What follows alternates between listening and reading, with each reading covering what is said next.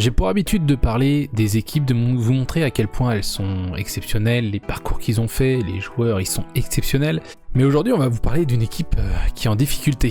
Et cette saison en Liga, ils sont plusieurs à avoir beaucoup de mal à marquer des buts.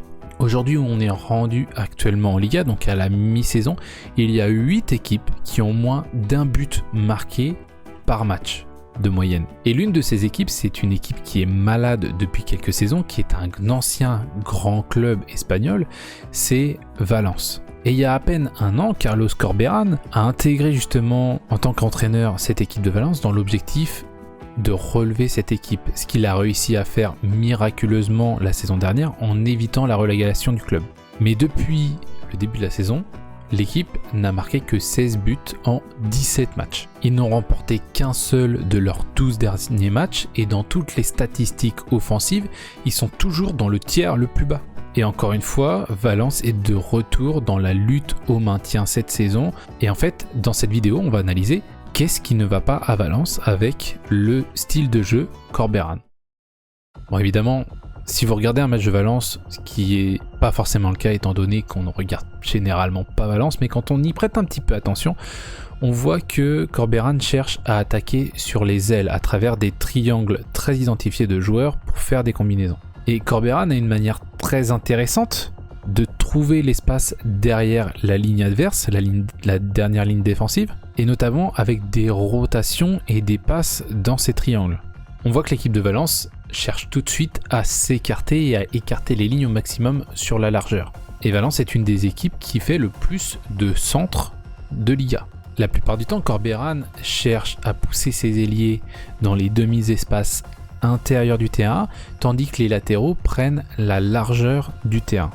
Et donc comme on peut le voir ici, on voit un triangle très typique de l'équipe de Corberán sur le côté droit lors de leur match contre Majorque.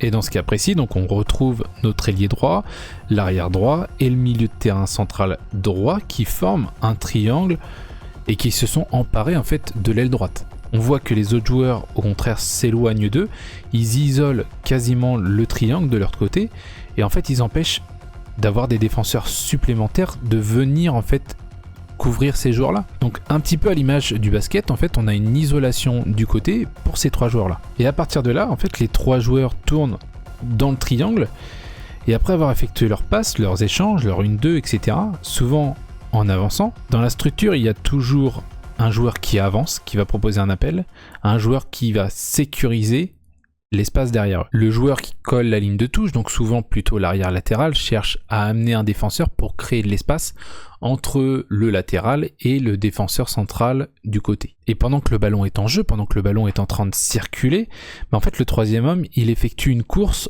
en retrait pour s'engouffrer dans l'espace qui s'est ouvert dans le dos justement entre le latéral et le défenseur central. Et dans ce cas précis, là c'est Thierry Correia qui effectue la course. Et Correia, c'est l'un des joueurs les plus rapides de la Liga ces dernières années. Et alors qu'ils peuvent effectuer une passe en profondeur depuis l'aile vers ce demi-espace qui est un espace dangereux pour l'équipe adverse, la passe finalement ne viendra jamais.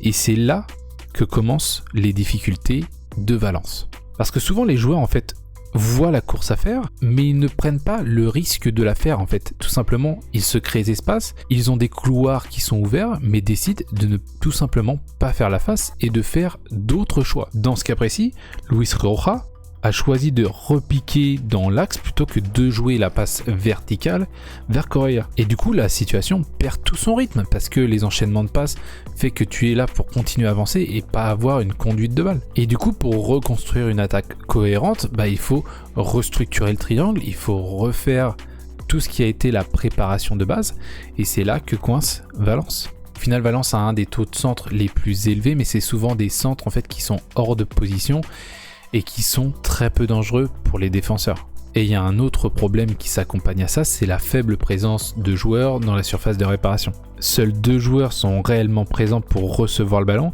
et celui qui est le plus proche du ballon est de toute façon mal positionné. On voit qu'il y a un milieu de terrain qui couvre la zone à l'entrée de la surface pour les seconds ballons, mais c'est même pas une option de passe en retrait en fait. Malgré une idée de départ intéressante, on sent que les occasions se terminent par des centres qui sont totalement inintéressants et qui ne créent pas d'occasion.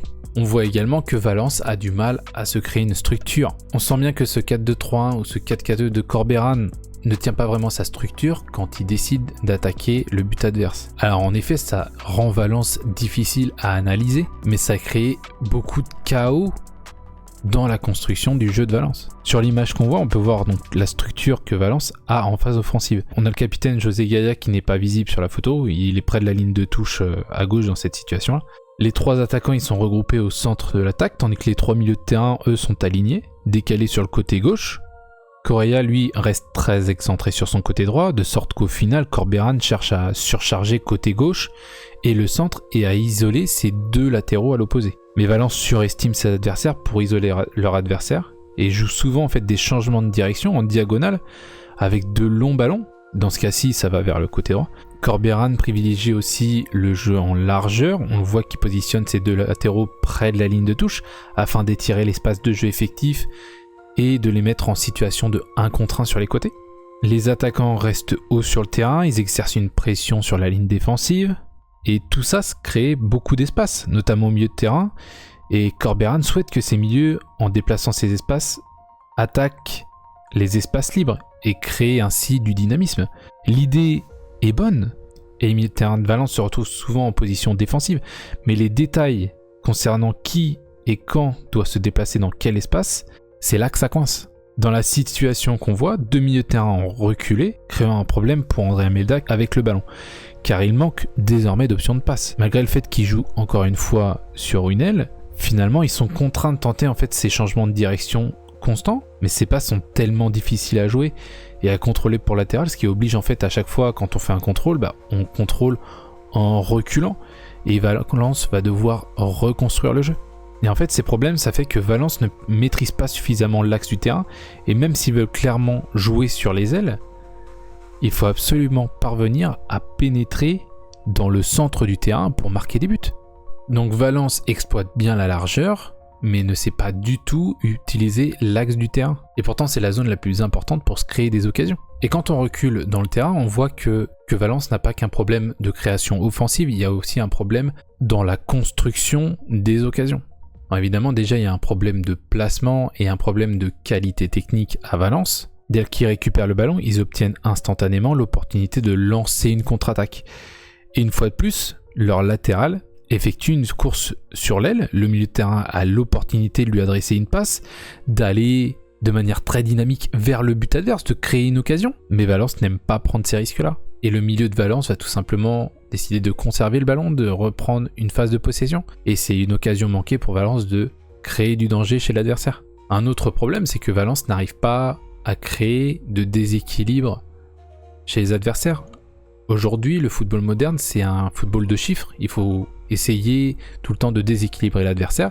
Et déséquilibrer l'adversaire, ça se passe par mettre des 2 contre 1 dans des zones précises du jeu. Ici, là, on a 2 milieux de terrain qui reculent de manière diamétrale, c'est-à-dire qu'ils se mettent sur les côtés. Et un latéral reste en retrait pour former en fait une défense à 3 avec les 2 défenseurs centraux. Quand on voit la situation, en fait, Valence joue quasiment avec 5 contre 0 en première ligne, c'est-à-dire qu'ils ont 5 joueurs en possession du ballon, ils sont pas pressés, ils sont en 5 contre 0. Et du coup, ça laisse, si vous regardez au milieu de terrain, un seul milieu de terrain au centre. Et donc du coup, il n'y a aucun contrôle spatial de l'axe du terrain, du centre du terrain par Valence. Les 4 joueurs de la ligne d'attaque sont positionnés très haut sur le terrain, donc la seule façon de construire le jeu de Valence, c'est de faire des passes longues. Donc on essaye d'inverser le jeu, on essaye de faire des transversales une fois, puis après on essaie de trouver une passe verticale dans le couloir ou bien dans le demi-espace, mais finalement on va pas avoir la possibilité, donc on va être contraint de jouer sur l'aile encore une fois opposée. Au final, Valence manque tout simplement de contrôle du terrain, de contrôle spatial pour se créer des occasions. Et donc Valence est en fait contraint de jouer sur ces ailes où ils ont mis leur principe de jeu, leur style de jeu pour se créer des occasions, mais du coup ça veut dire que leurs joueurs, leurs plus dangereux, ce sont leurs latéraux.